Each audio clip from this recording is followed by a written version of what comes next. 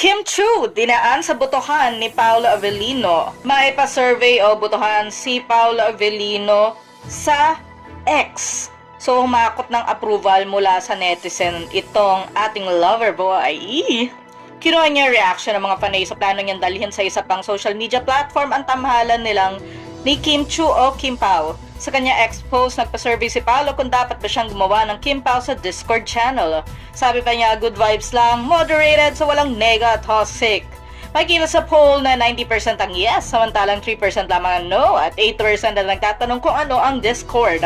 Para maintindihan ng lahat, pinost ng isang fanay kung ano ang Discord channel. Gaya rin dito ng X, pero mas magkakaroon ng pagkakataon na makapag-usap through text ang lahat na sasampa sa chat.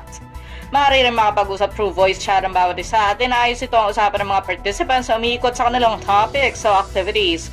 Mabibigyan rin ng pagkakataon magpalitan ng opinyon ng bawat diskusyon ayon sa kanilang interes.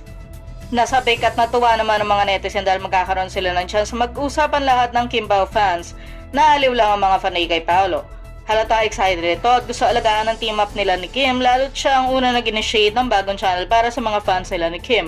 Sinusulat ang item na ito, wala pang reaction si Kim, pero sigurado namang susuporta dito si Kim. What do you think?